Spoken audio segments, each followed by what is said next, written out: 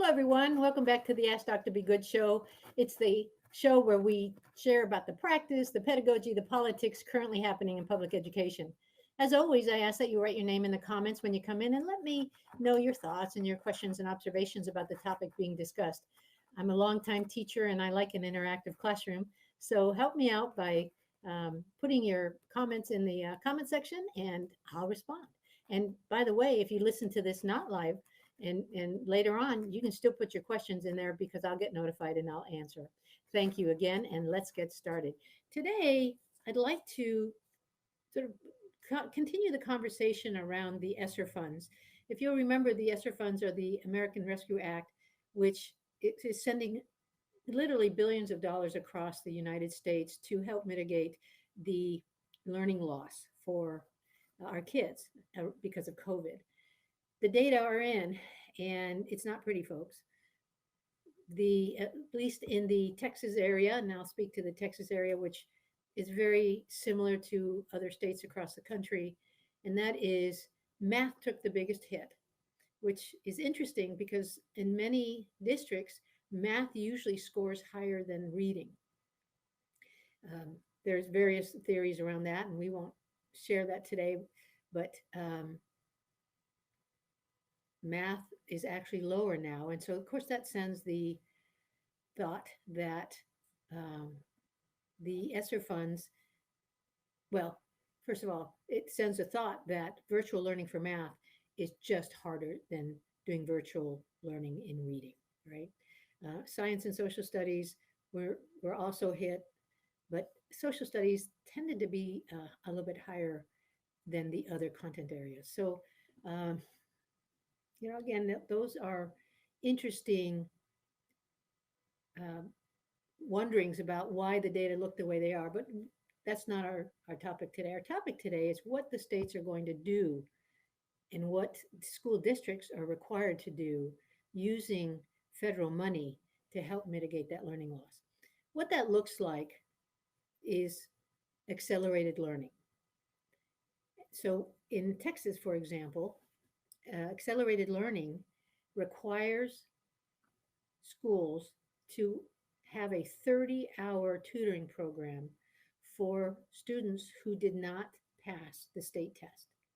In Texas, for example, it's the STAR test, STARR, I'm sorry, STAAR, the STAR test. And it's 4 levels that kids can reach. They can reach did not meet mastery, grade level, approaches grade level, meets grade level, mastered grade level. In the past, the approaches was counted as a pass. No longer is that the case. What will happen is that any child who did not meet, who got to approaches, or did not take the STAR test at all because they were virtual, because parents said no, for whatever reason, if the child did not take the state test, they are automatically put into the accelerated learning pool and must be structured into the tutoring program. Although the tutoring program of 30 hours can start this summer, most districts were not ready to do that. Most districts will start in the new year. And what that looks like is taking this group of kids who did not get to meets or mastery and give them tutoring embedded during the school day. That's not to say that they can't have before and after school tutoring, but the state has clearly said we cannot allow transportation to impact the tutoring for these kids. So many parents have refused to bring kids to school early or to let kids stay late.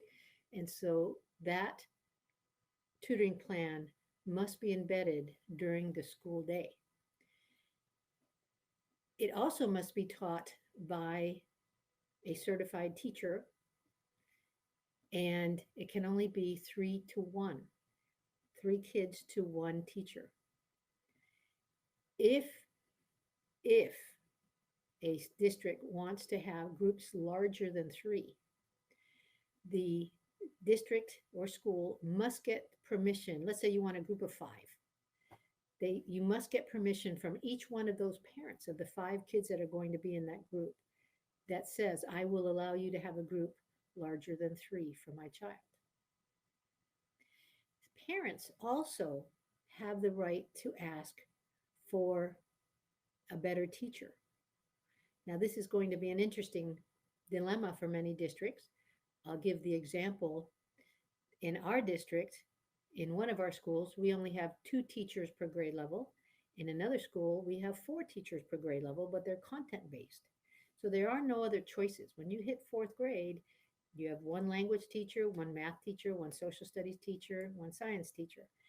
So there's not really a choice. And there are waivers for that. But in the bigger districts where you have multiple content teachers per grade, a parent can request a teacher for their child, which is always, school districts have always had those requests from parents, but school districts have always been able to say, we can't fulfill that request because we've already sorted the kids and we've got them, sorted by a anonymous sort of fair style, and we can't just willy-nilly place kids in different teachers' classrooms. Now, for the bigger districts, that's going to be an interesting dilemma if there's a favorite teacher who's known to have good test scores and 100% or 75% of the parents want their kids in that teacher's classroom, right? That's going to be an interesting dilemma. Now, my hope is, again, as I mentioned previous shows, that you have been contacted by your school and that you know about this opportunity that is being offered to your district and to your school. If you are not aware of ESSER funds and how your school is seeking input from the community stakeholders, including parents, you need to reach out. And let me give you some questions. So let's say now that you either have or haven't been contacted to give your opinion about the use of the ESSER funds. If you haven't been, then that's one of your questions. Give me information about giving input around the ESSER funds. It's ESSER. And you also need to know how your child did on their state test if your child took the test. If you've not gotten those results, you need to reach out to the school and ask for those results, unless there's a portal. In Texas, there is a portal by the state of Texas where parents can go in and see the results. If your state doesn't have that, reach out to your school and then find out whether your child reached the point where they need the accelerated learning or if they're one of those few that don't. There's no shame in it. I mean, this was a phenomenon that hit us unaware. We districts handled it as best we could, and we had lots to be proud of. If you'll remember, most schools got online within a pretty short period of time, but it was still building the plane while flying it and really never having enough time to learn how to fly it well during all of that, especially during the virtual piece.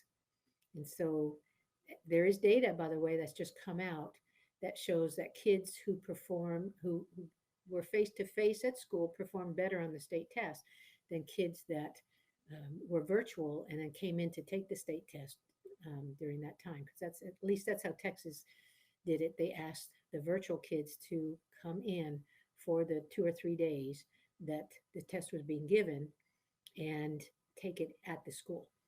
And so it clearly shows that kids who came face-to-face learned more than those who learned virtually for the most part. So you have not only to find out about your child's status based on their test score, their state test score. But also, you have the responsibility of making sure that this summer is spent helping with that learning loss, mitigating the learning loss by doing some of the things that we talked about in previous podcasts. There's summer reading programs at the library. There's math things that you can do, giving a math problem every day. It doesn't sound like a lot, but gosh, you've got about 60 days that you can um, be giving math problems and talking about why the math problem was right or wrong and so forth. So there is time still to help do the pre-work that the schools are having, of the work that the schools are having to do when they come back in August. So, you know, the parent's job is never done. And this pandemic certainly made parents feel more like teachers. Well, we ask that maybe you continue that work, not as long during the day, but that if there's any softwares that the schools have made available during the summer, math and reading, I would certainly schedule that into your child's week, at least 30 minutes a day, maybe one day 30 minutes reading, the next day 30 minutes math software. But that is how kids are going to get ahead of their learning loss. So please help us with that. And some other news that is now coming out, some other data around the um, COVID, the impact COVID has had on our children, is the news that it looks like more kids checked into the hospital for type 2 diabetes during COVID than in previous years. And I've done shows on type 2 diabetes in the past. I may have to do it. I think it's been a couple of years since I did the podcast with a school nurse. But type 2 diabetes used to be called adult onset diabetes. There's type 1, which is what kids get. It's usually hereditary. And then in the old days, in the 90s, it was called adult onset. And that is where adults would get diabetes based on really diet and lack of exercise and so forth. So in the late 90s, maybe middle 90s, that got changed to type 2 diabetes because unfortunately, for the first time in the 90s, kids started getting type 2 diabetes. And that can be associated with the rise in fast food, rise in processed foods. And, as when our schedule got busier, our food got more convenient. And unfortunately, the convenience of it caused an unhealthy factor, which we're paying a price for with type 2 diabetes in both adults and now our children. So let me read, this is from the American Diabetes Association. New data show that the incidence and acuity of type 2 diabetes in children increased significantly during the peak of the COVID-19 pandemic, with more pediatric patients hospitalized from March to December 2020 compared to the same time period in 2019.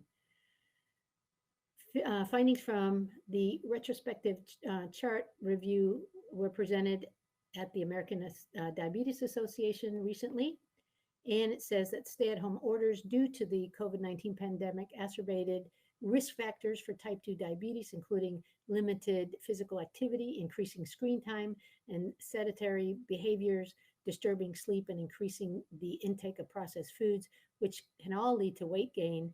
And in fact, more than 1 in 4 Americans with diabetes report that the pandemic disrupted their ability to obtain healthy food, a concerning trend as a modest weight gain over a short period of time can increase the risk for long-term consequences such as type 2 diabetes and cardiovascular disease.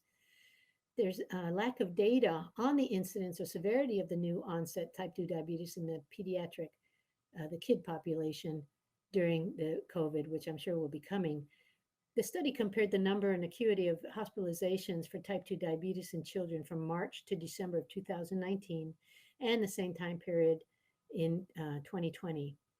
So the data show that in 2019, the hospitalization rates for the new onset type 2 diabetes for kids was 0.27%, which is 8 cases out of 2,964 hospitalizations, compared to 62.62%, which is 17 out of 2,729 in 2020.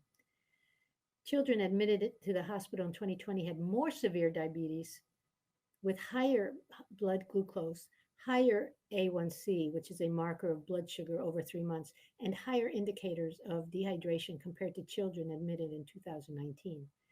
More children also presented with serious conditions that typically require admissions to intensive care unit compared to 2019, like diabetes ketoacidosis, which is 8 versus 3, and hyperosmolar hypoglycemic syndrome, 2 versus 0.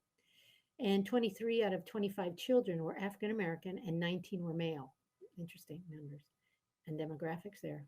While our study examined hospital admissions for type 2 diabetes in children at one center, the results may be a microcosm of what's happening at other children's hospitals across the country, said Dr. Daniel S. Hia, MD, Associate Professor at Pennington Biomedical Research Center in Baton Rouge, Louisiana.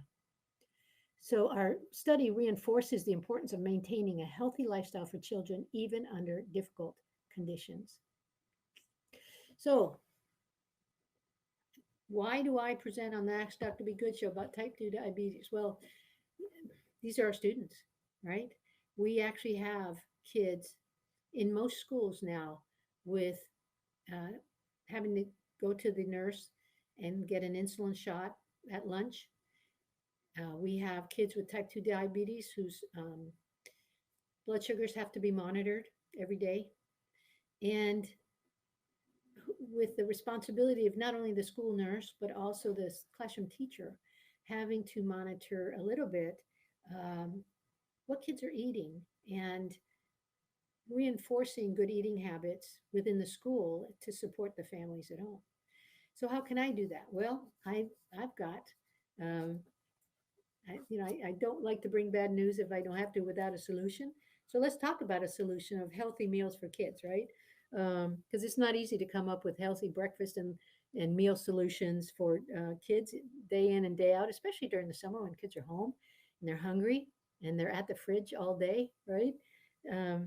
So let's look at not only the special nutritional requirements for the different age groups, and if we have time, we'll talk about picky eaters, planning healthy meals, and so forth. And if not, we'll do it next time. But let's see if we can take the stress out of meal planning for you, because if most of you will admit that nutrition seems to be as wonky a science sometimes as the COVID pandemic science, right? Remember when you couldn't touch a surface because it might have COVID on it, but now we know that COVID can't live on the surfaces for very long. And then we, mask or no mask, how do we wear that? Which type of mask should we wear? Are we wearing it to protect ourselves? Are we wearing it to protect others? All of that. Nutrition over the decades has also been a little bit wonky. Remember when we couldn't eat egg yolks? Now we can eat egg yolks. We couldn't eat coconut oil, and then coconut oil came back in fashion, and now a little bit of coconut oil, they're saying, is better than a lot. So coconut oil is out again. Canola oil, vegetable oil is out because it's mostly GMO, so that's a good out. But then they talk about olive oil when really when you're cooking low heat versus avocado oil when you're going to cook high heat. They're nutritional to-dos that change all the time. Some of them are fatty, F-A-D-Y, not T-T-Y, but they're fats, right? So, and of course, your social media is feeding you what you're looking for almost too much, right? And so it's hard to sometimes remember what the right thing is to, and the latest science says about staying healthy. So let's sort of talk common sense here. For one thing, don't be too worried about your child's weight.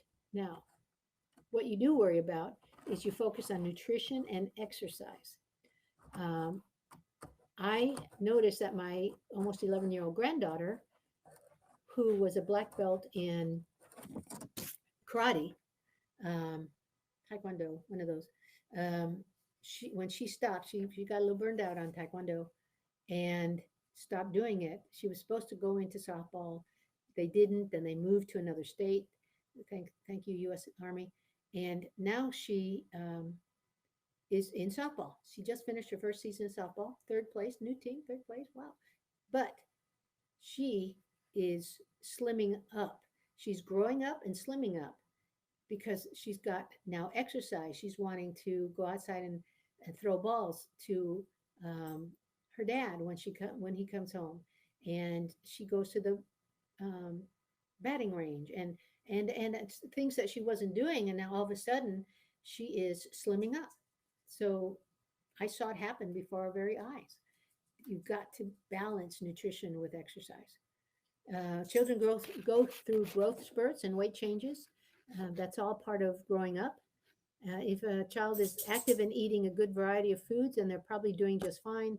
If you're worried about your child's weight, talk to the doctor, okay, before making too many changes to the diet. I mean, we all know, and I have posted in this Ask Dr. Be Good Facebook page about the soccer snack that should not be a soccer snack or any sports snack. The Gatorade, the granola bar, and the um, Cheetos, I think, not Cheetos, fish, the the cheese fish.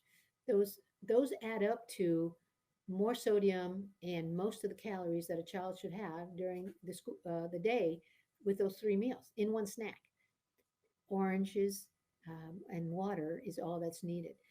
Very few children ever really use up all their electrolytes during a game or even a practice, right? So that's a convenience again for parents. Don't do it. Use healthier snacks. Okay, if your child is worried about his or her weight, and that's something else, we don't want kids worried about their weight, right? We don't.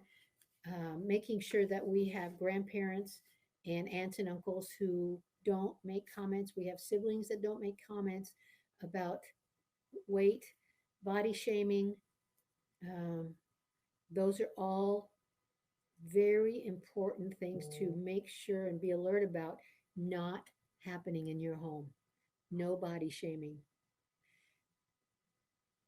We have adults who still feel insecure about their bodies based on things that happened in their childhood. Be that family that doesn't allow that at all.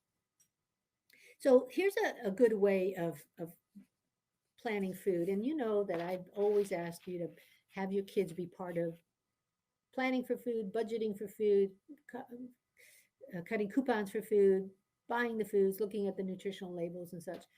But here's another easy way of thinking of food and helping your kids think of school. Of course, you want to provide a healthy variety, right? And you want to have go foods. These are foods that give kids energy to jump, run, and play. And examples are pasta, potatoes, rice, and bread. Of course, those are heavy, high carb foods. So, and they're processed, so within limits, right? Grow foods. These foods help the body grow bigger and stronger by building bones, teeth, and muscles. Examples are chicken, meat, fish, eggs, milk, cheese, and yogurt. Now, milk can be almond milk, oat milk. There are milk alternatives now that don't have as much fat. If your child is lactose free, there are many other plant based milks now that one can more easily find in the grocery store, and I encourage you to explore them. Glow foods. These are colorful fruits and vegetables that are full of vitamins and minerals to keep skin and hair and eyes bright and glowing. They also keep kids' immune systems strong so that they can stay healthy and recover faster when they get sick. Glow foods. And then there are whoa foods. These are foods that are there are salty snacks, sugary treats, which are okay to eat sometimes, but you eat too much of those and it will put on weight. Even um, if you eat too many of those, even if you exercise, you will still keep your weight on. You won't lose the weight. So, um, yes, let's think of those categories as excellent categories to sort of help keep track of food and to categorize food for kids, right? And that's your basic nutritional list there. For teens and preteens, we want to make sure that because they'll get hungry.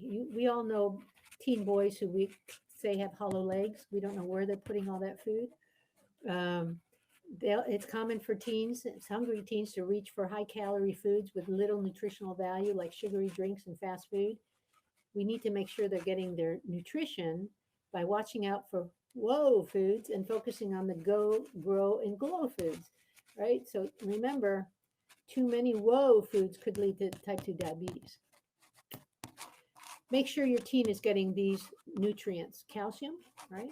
So have them look for calcium in the labels of food and or research which vegetables have calcium, which milks have calcium. I believe some plant-based milks have more calcium than cow milk. Iron. Teen girls will need this to replace what they lose during menstruation. Good sources of iron are lean meats, turkey and chicken that are grass-fed, right? We all know that we need to have grass-fed uh, meats, beans and lentils, tofu, baked potatoes without all the junk on them, cashews, dark green leafy vegetables such as spinach, fortified breakfast cereals. That's so processy. Whole grain and enriched breads. Um, so making sure that our kids, especially once they reach their teens and they have hormones going on, our girls are getting their periods, and we really need to watch that nutritional input of food and training them to care about it, right? You want beautiful hair? Here's what you eat. You want beautiful skin? Here's what you eat and here's what you don't eat. Pimples, oh my goodness.